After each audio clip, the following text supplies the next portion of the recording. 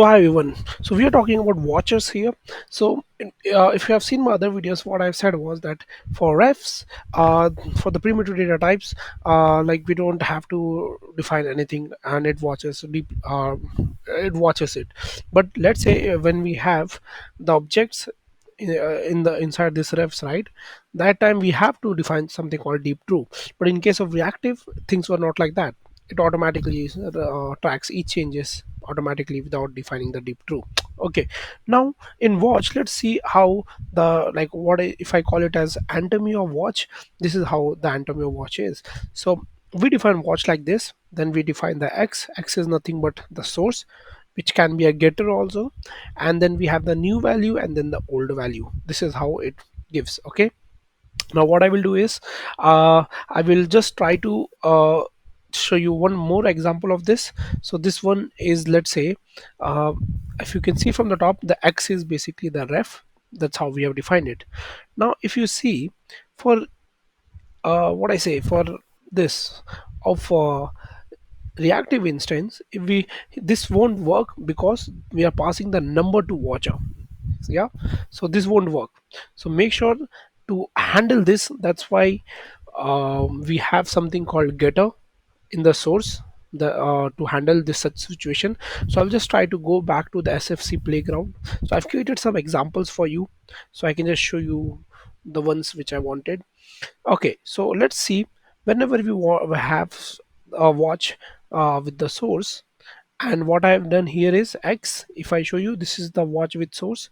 I've defined the source, and now if I only want to log this one, I just filter the message for you because a lot of them will be running together. So if you see, we are getting the new value and the old value from the watch. Now let's see another example, watch with the getter. So in getter, what we do is define a getter, and let's say we are combining the x and y together, and then we are calling it as this, and mix, and then new mix and old mix. So what we do is, let me just clear the console log, and now whatever I run, let's say I type LOL. So if you see here, what I'm doing is, watch with getter is giving me the n mix and the old mix, and what this mix is nothing but the sum of all of them. So this is what it's giving me, the old sum, sorry, the new sum and the old sum. Isn't that great? Okay, now let's see another example. What I wanted to do, and here one more catch is there. So even if your x and rx is ref or reactive, you can give the source of x and x directly here. But let's say if you want to give another value, let's say dot value or something like that, it will not work. Similarly, like if I want to give just rx dot count, it will rx dot count, it will still throw me error.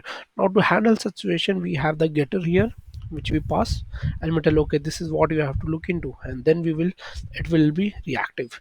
So now let's see another point which I wanted to discuss is, okay, so let's see this one with reactive.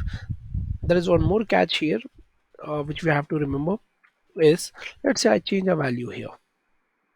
Now if you see, these values are coming same, correct? But now if I remove the getter, which is usually what people usually do is they want to deep watch inside each of the element. Now if I type anything here, this both are coming same. So that to toggle this situation, we have the getter which I just showed. But now here one more catch I wanted to ask is, can we use this without the getter, and we define the deep equals to true? Will this work? Let's see. I just clear the console, and now if I type anything, still everything is same. So this deep doesn't work. So yeah, you always have to, as I said, reactive by default is deep is equals to true only. So you always have to give this getter. So this is what I want to talk about in case of getter. Now um now let's see some other instance also. I think I've covered all of this. Before we move into watch effect, I think I've covered most of the things with the watch.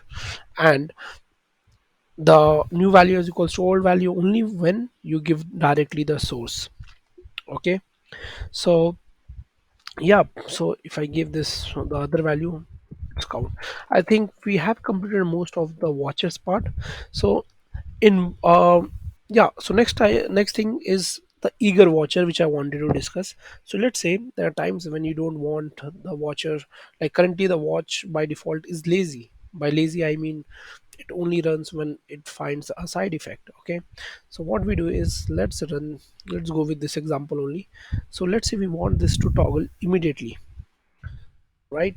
So we can give an immediate equals to true, and as soon as it renders, as you can see by default it has a value of undefined, but it gives me the change that is nothing but a zero. This is what immediate is. Now let's talk about uh, watch effect finally. So watch effect on the other hand works what watch does, but it's what I say, if I call it as a new look of Raichu to Pikachu. Yeah, so it is something like that. So let's imagine, so this is what our typical watch is, right? You give the source, and you, if you have an async function, you give it, and then at the end of the day, instead of having the old value new value, what data you need is basically the to do id. And so this doesn't make sense. If we go with watch effect, you don't have to give any source anymore. Okay, so whatever you define inside this callback function is what it will automatically, it will act as the dependency. Okay, that is the rule number one. Secondly, if you see the how the prototype of the top is and the bottom is, you don't have to look into.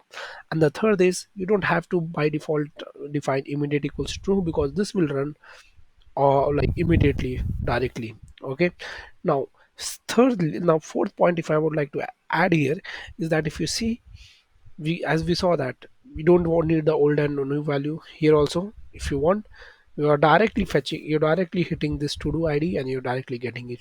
Now here one more thing is I would like to talk about is watch. Remember guys, watch by default runs watch like it runs before the view component updates. So if I show you what it says here, so if you see watch effect when using it only no, not this one actually, I might show you something. Yeah, so by default whenever the user created watcher, it's actually for both, don't get confused, it's actually for both. It runs before, you know, the dom gets updated. Okay, now the thing is how to actually handle that situation. Um is where the callback flush timing comes into the action. So I will come to that now, since I will take this point also. So callback flush timing, what it says is that user created watcher calls before the view component updates. This means if you attempt to access DOM inside the watcher callback, the DOM will in the state before the view has applied any updates. So if you want to access the DOM in a watcher after the view updates it, you need to specify the flush post. So this is how you do it, right? So by default it, in simple language, it doesn't like you can't access the dom when you are using in the watch. Okay, so you have to always define this flush post. It can be pre also, for by default it's pre only. So you can define the flush post and pre. So in this such scenario you use post flush is equals to post. Okay, coming back to here, one point I missed, I think. Watch effect only track dependency during its synchronous ops execution. Okay, now this is very important.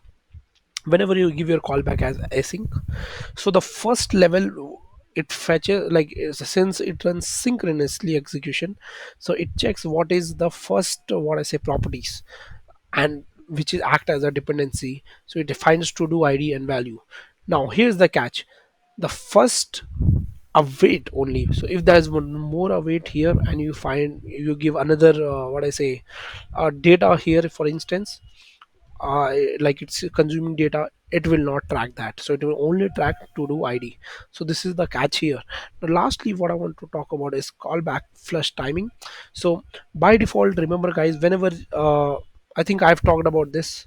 Let's summarize it. I'm sorry for my mistake. So stopping a watch. So watcher by default stops automatically, and the what I say, the watcher automatically handles it whenever the component unmounts. But now here is the catch: is whenever, as let's assuming that you have a async watch effect happening, right? And in those scenario, the watch effect will not stop. If you see here, if you have a set timeout and you run a watch effect inside it, I doubt anyone will be using this such type of things, but it can happen, we don't know.